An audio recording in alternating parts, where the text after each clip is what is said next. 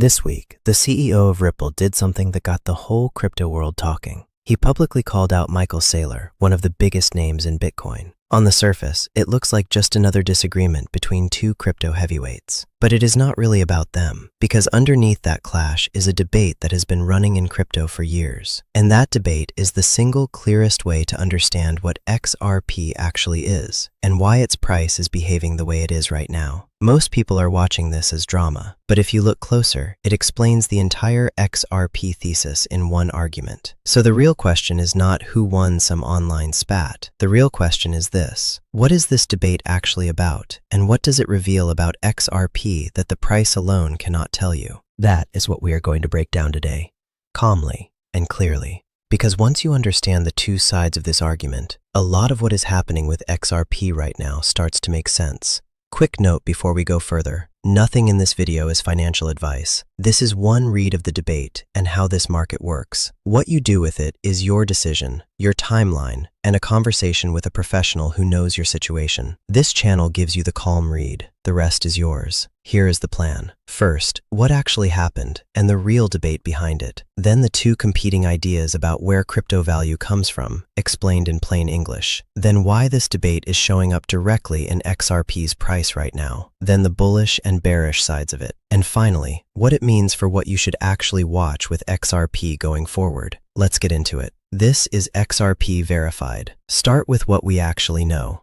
On June 29th, Ripple's CEO, Brad Garlinghouse, publicly criticized Michael Saylor's approach to Bitcoin. That is the reported event. And whatever the exact words were, it did one thing clearly. It reignited an argument that has been at the center of crypto for years. That argument is about a simple but huge question: where does a crypto asset's value actually come from? And there are two very different answers, two camps. For years, they have been talking past each other. Let's call them the store of value camp and the utility camp. Understanding the difference between those two is the whole point of this video, because XRP sits squarely in one of them. So let me explain both, simply. Here is the first idea, the store of value view. This is the world Michael Saylor is known for.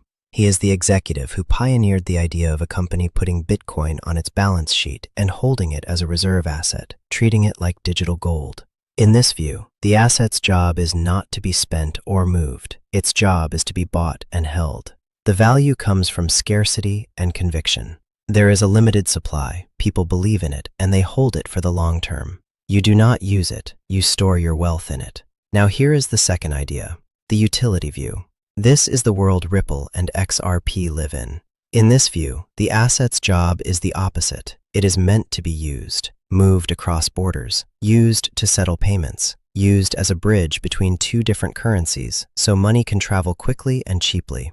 In this model, the value does not come from sitting still. It comes from how much the asset is actually used, from the flow of real activity moving through the network. So there it is, in one line. One camp says the value is in holding, the other camp says the value is in using. That is the debate. And it is not a small one, because those two ideas lead to completely different expectations. Hold on to that difference, because this is where it connects straight to XRP's price. Here is where this stops being theory, because right now, XRP is living the hard side of the utility bet in real time. Look at what has been happening. Ripple keeps landing major deals, big partnerships, big names, and yet the XRP price keeps falling, sitting right on $1, down about 20% over the past month. So why doesn't all that good news lift the price? This is the answer, and it comes straight from the debate. In a utility model, the token only gains real, lasting demand when it is actually being used at scale.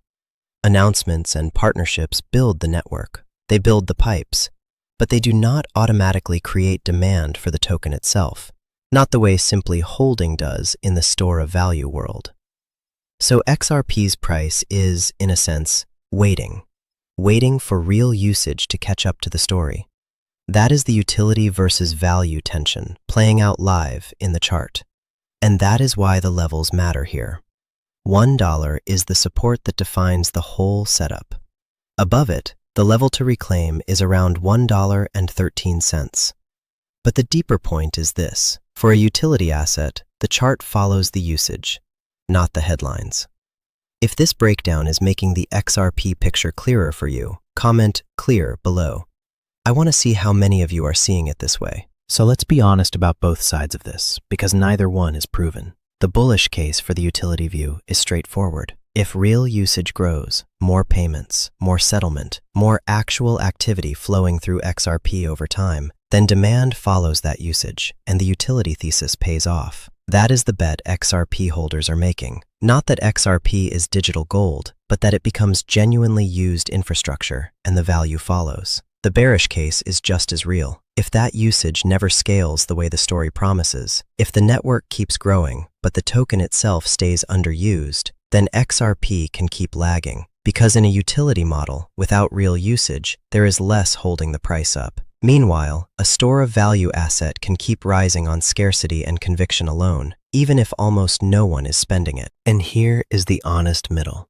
Neither philosophy has been fully proven right. They are two different theories about where crypto value comes from, and the whole market is still testing both. What this debate tells you is simpler and more useful. XRP is a utility bet, which means it lives or dies on being used. This does not guarantee anything, but it does tell you exactly where to point your attention. So if XRP is a utility bet, then you watch usage, not just headlines. 3 things. First, real payment volume. Watch for signs that actual money is moving through Ripple's network at scale, not just new deals being signed. Second, real token usage. Watch specifically for growth in the products that actually use XRP to settle and move value, because that is the part that turns a partnership into token demand. Third, ledger activity.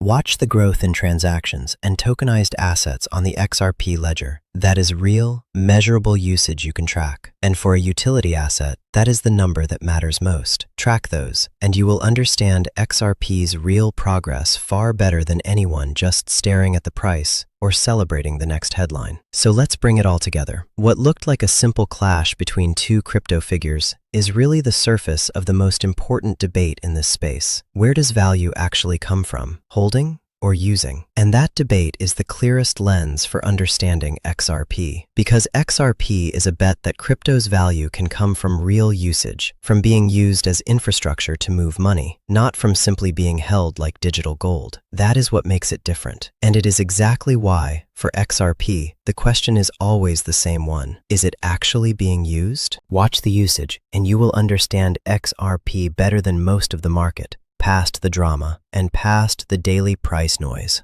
If this is the kind of breakdown that helps you understand XRP clearly, instead of just reacting to the noise, subscribe and turn on the bell so you don't miss the next one. No hype, no panic, just the straight version, every single video. And if you want to see why XRP's price keeps lagging even as Ripple keeps winning, watch the video on screen next. This is XRP verified. Stay patient, stay rational. And as always, we don't wait for the future, we plan for it.